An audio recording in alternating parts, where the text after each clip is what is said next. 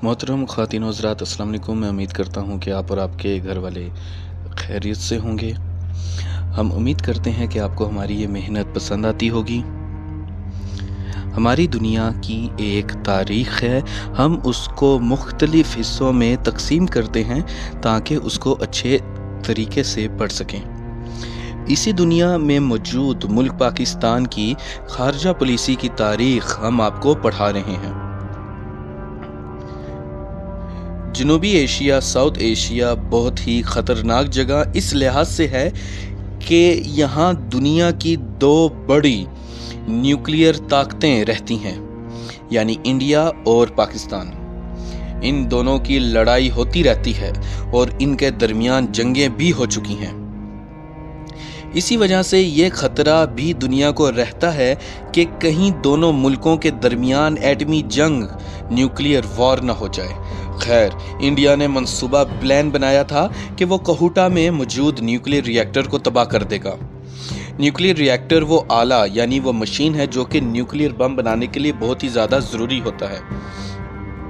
आपने nuclear material पैदा करना होता है जो कि न्यूक्लियर टेक्नोलॉजी में या एटम बम में इस्तेमाल होता है, और वो मटेरियल पैदा होता है न्यूक्लियर रिएक्टर से। कहूटा रिसर्च सेंटर 1976 में डॉक्टर अब्दुल कदीर खान की सरबराही में बना था। कहूटा रिसर्च सेंटर को खान रिसर्च लेबॉर्ट्री भी कहते हैं।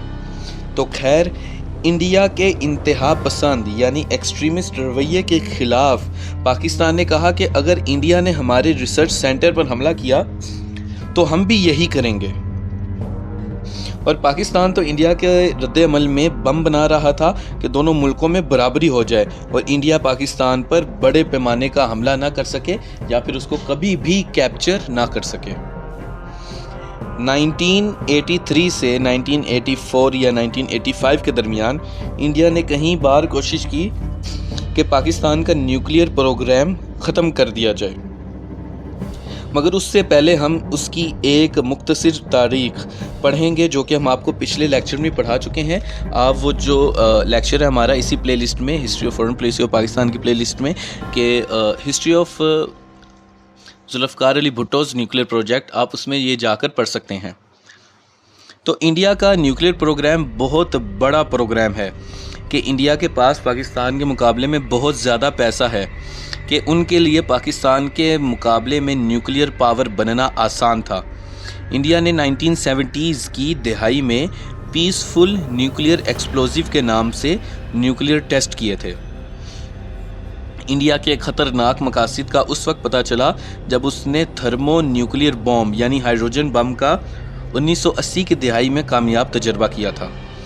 हाइड्रोजन बॉम्ब न्यूक्लियर बॉम्ब से कम से कम भी 100 गुना ज़्यादा ख़तरनाक होता है, 100 टाइम्स ज़्यादा लीथल होता है। तो ये पाकिस्तान के लिए ख़तरा था कि इंडिया तो अपनी ताकत के दम पर पाकिस्तान के अहम इलाके कभी भी फतह कर लेगा और लाहौर, कश्मीर, गिलगित और बल्तिस्तान पर कभी भी कब्ज़ा कर लेगा। तो जहाँ तक पाकिस्तान की न्यूक्लियर पावर बनने की बात है, तो पाकिस्तान एटॉमिक एनर्जी का इदारा 1950s की दिहाई में बनाया गया था, जिसका मकसद तवानाई यानी एनर्जी को बिजली बनाने के लिए इस्तेमाल करना था, इलेक्ट्रिसिटी बनाना उसका मकसद था। मगर फिर बाद में हमारे प्यारे हमसाए इंडिया की वजह से हमको एटॉमिक पावर को एटॉमिक बम बनाने के लिए इस्तेमाल करना पड़ा था। इंडिया के मुकाबले में पाकिस्तान के पास कुछ भी नहीं था। ये एक मुअज्ज़ा है या खुदा की अता है कि यकीनन खुदा की अता है कि हम एटॉमिक पावर हैं। इसकी तारीख़ हम आपको पहले भी पढ़ा चुके हैं।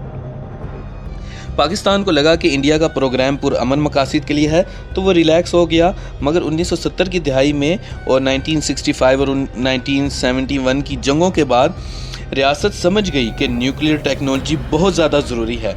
अगर पाकिस्तान न्यूक्लियर टेक्नोलॉजी होता तो बांग्लादेश कभी भी आज़ाद नहीं हो सकता था, या अगर हमारे बंगाली भाई हमसे आज़ादी चाहते भी थे तो इंडिया कभी भी मुदाखलत नहीं कर सकता था।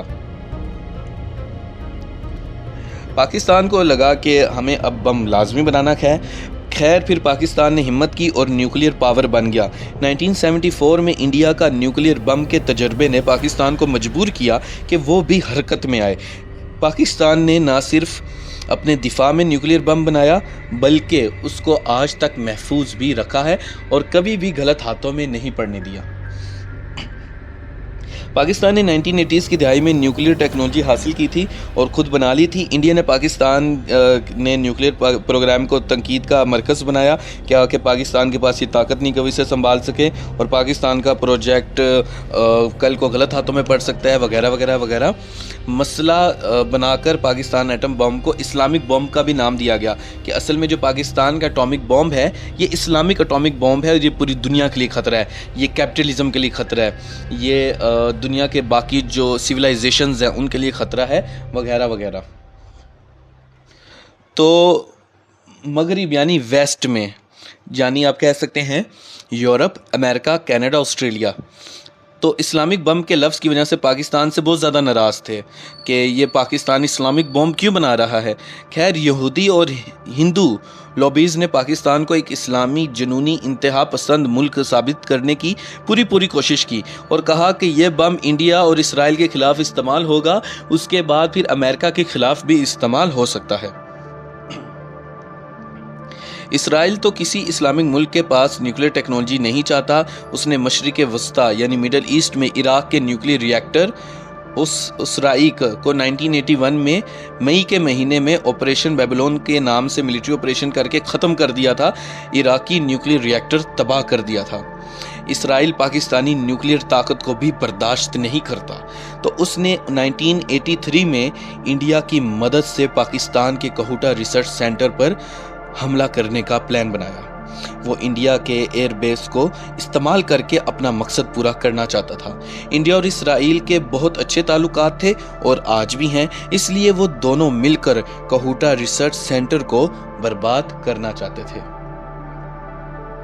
इंडिया और इसराइल का ये मंसूबा प्लान इसलिए नाकाम हुआ कि 1980 से 1988 तक पाकिस्तान अफगान जहाद में अमेरिका का बहुत बड़ा इत्तेहादी था और वो पाकिस्तान है जिसने अमेरिका को अफगानिस्तान में फतह दिलवाई थी और वो सोवियत यूनियन को साउथ एशिया और मिडिल ईस्ट में आने से रोके हुए था। अगर पाकिस्तान ना होता तो ईरान को भी रौंदते हुए मिसारे मिडिल ईस्ट पर सोवियत यूनियन का इनकलाब आ जाता। तो अफ़गानिस्तान में पाकिस्तान इंगेज था, अमेरिका इंगेज था, तो अमेरिका बहादुर ने इसराइल और इंडिया को समझाया और डांट कर रोक दिया। दूसरा, पाकिस्तान ने सिफारती सतह पर डिप्लोमेसी से मसले को हल किया और पूरी दुनिया को इंडिया और इसराइल के बारे में बताया कि वो क्या करने जा रहे हैं। इस तरह पाकिस्तान ने खुद को बचा लिया और इस तरह पाकिस्तान का जो रिसर्च सेंटर था वो इंडिया के और इसराइल के हमले से बच गया। तो देखा जाए कि जो मिशन था तो वो इसलिए भी नाकाम हुआ क्योंकि जो पाकिस्तान है वो अमेरिका का इत्तेहादी था। दूसरा, पाकिस्तान ने डिप्लोमेटिक के रास्ते चुने और पाकिस्तान ने कहा कि हम डिप्लोमेसी से मसला हल कर सकते हैं क्योंकि अमेरिका बहादुर हमारे साथ है। तो छोटी बात को अगर हम अहमियत दें तो वो यही है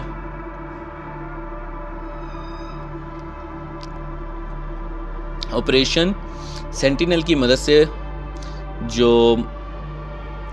इंडो इसराइल एयरफोर्स थी उसको पाकिस्तान एयरफोर्स ने सरप्राइज़ दिया था और बताया था कि हम कितनी काबिलियत रखते हैं। और आप इंटरनेट के ऊपर देख सकते हैं कि जो पाकिस्तान एयरफोर्स की वीडियोस हैं, आप दुनिया के जो सबसे टॉप 10 इकोनॉमीज़ हैं उनकी एयरफोर्स की वीडियोस देखें और फिर पाकिस्तान एयरफोर्स की वीडियोस देखें तो आपको पता चल जाएगा कि पाकिस्तान एयरफोर्स कितनी महारत रखती है, कितने एक्सपर्ट हैं वो लोग और उनके पास कितनी एक्सपर्टीज़ हैं और वो कितनी बेहतरीन तरीके से हवाई जहाज़ को उड़ाते हैं।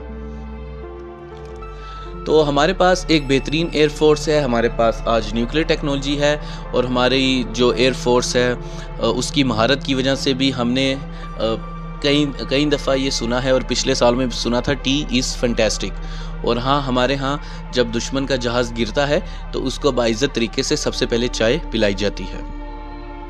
और इसके अलावा आज हम न्यूक्लियर टेक्नोलॉजी हैं और अब हमारे ऊपर हमला करना कुछ आसान नहीं है। अगर इंडिया पाकिस्तान पे हमला करता है तो पाकिस्तान इतनी कैपेसिटी रखता है कि उसको 12 से 15 दिन आराम से इंगेज कर सकता है। और हाँ, अगर हमारी सप्लाई चेन ख़त्म हो जाती है, दुनिया का प्रेशर नहीं आता, जंग ख़त्म नहीं होती, तो हमारे पास न्यूक्लियर टेक्नोलॉजी इस्तेमाल करने का भी पूरा हक महफूज है।